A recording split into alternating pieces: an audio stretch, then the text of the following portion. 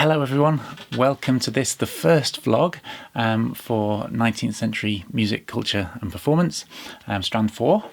And I want to use this vlog just as a way of introducing to you how the course is going to work and how the vlogs are going to work. Actually, I use them just to supplement the lectures and just to fill in and stay in touch with you. So I'll introduce you to that. First of all, let me introduce you to this little guy. This is Teddy.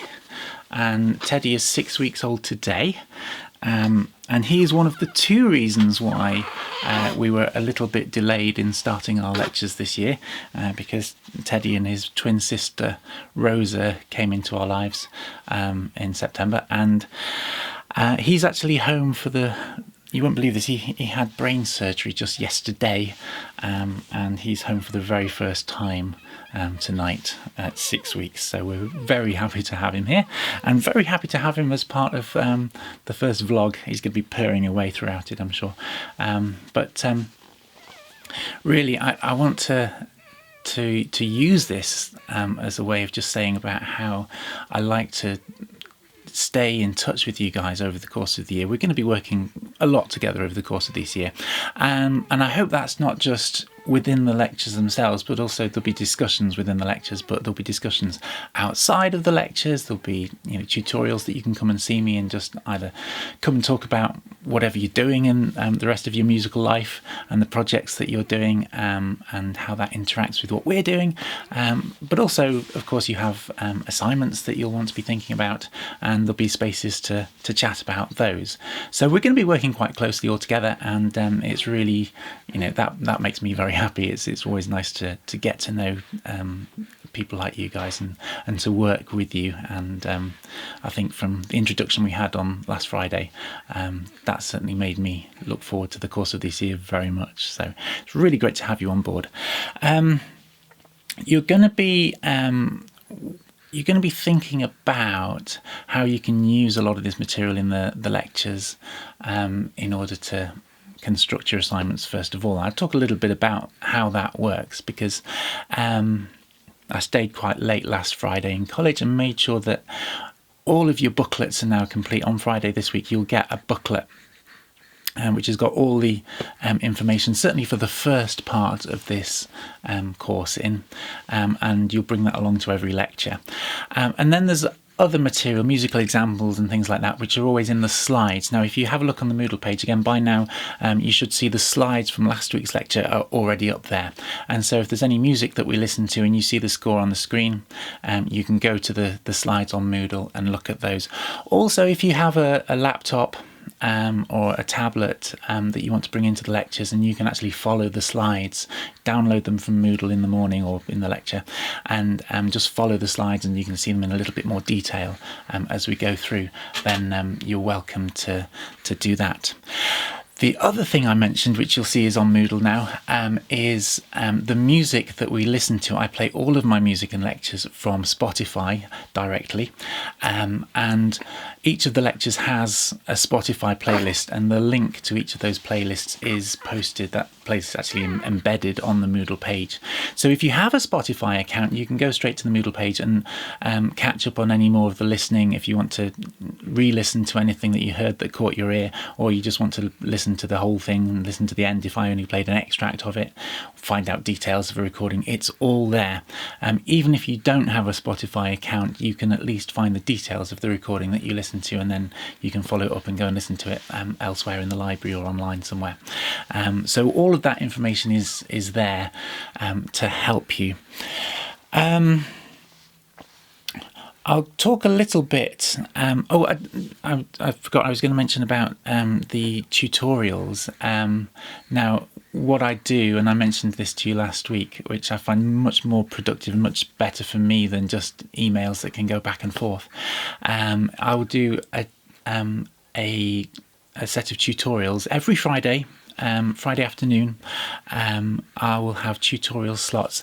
Please come along and speak to me, because I love, I say, speaking to people, working with people, and quite often we can come and either talk or play music together or any of these things, and it's really nice to be able to do that. Now, because of complications this week with this little guy, and yeah, he's doing really well now, but it's been a difficult week, as you can understand. My schedule's been a bit funny. We won't be doing that this week, unfortunately.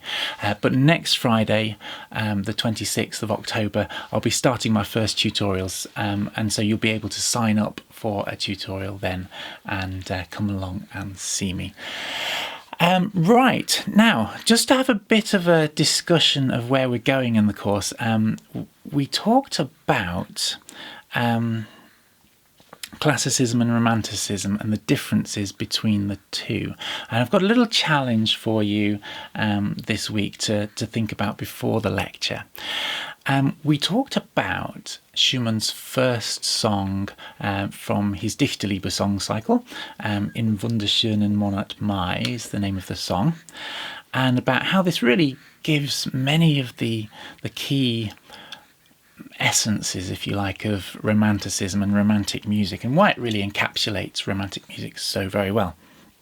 And we contrasted that with a Haydn minuet, which is very structural and very classical in many ways. And I want to really challenge, in as sophisticated way as possible, this idea that music, and romantic music in particular, is a direct expression of a composer's emotional state. Now, I love this idea that a composer with this brooding, emotional, this dream world that a genius composer can live in, and we elevate these people, that they have this great rage of emotions within inside them. They sit down at the piano or they sit down at their composition desk, and the composition pours out of them, and it's pure emotion spilling out to the page. It's a lovely idea. I love it. There's so many problems with it, and it appears actually to be misleading. And now that this is second year of undergraduate studies, we're big boys and girls now, we can start to pick apart those myths and actually be a bit more sophisticated and say, well, actually, is that always the case? And to what extent is that emotional language just simply constructed by the composer, because that's what they want to express? It doesn't necessarily be something which is spilling out from them directly onto the page. I challenged this a little bit last week with the Schumann song that we saw in the manuscript that he'd written, really quite a simplistic version of the song originally, and then put other layers of sighing motifs and more colourful harmonies on top of it, more colourful melodic lines and flourishes, so that he's almost building up that heightened emotional state in layers on top of quite a simple design.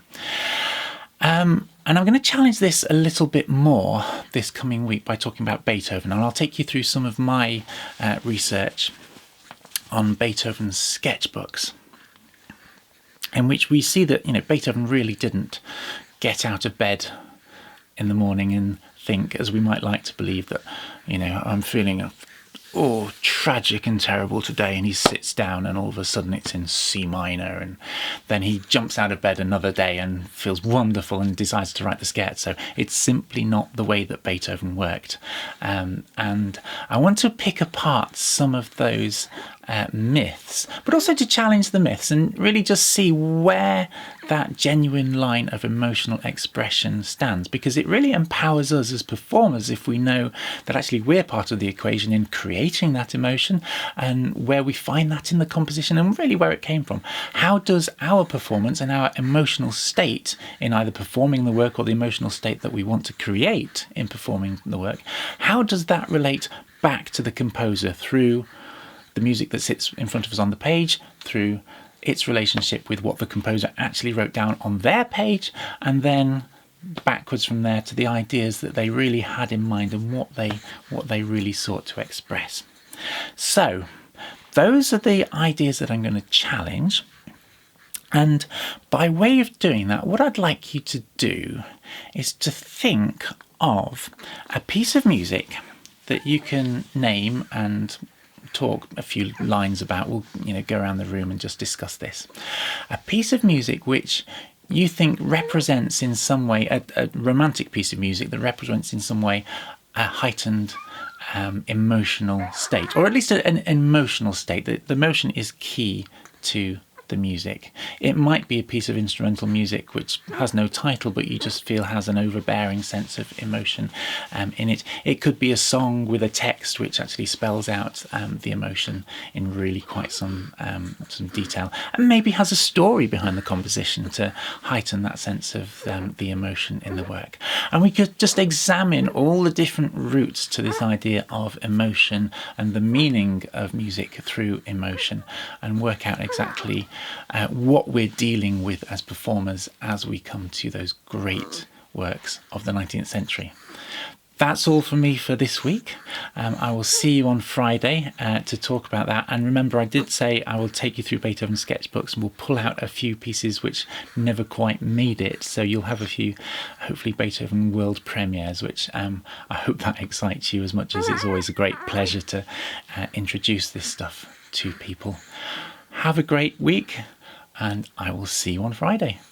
Bye for now.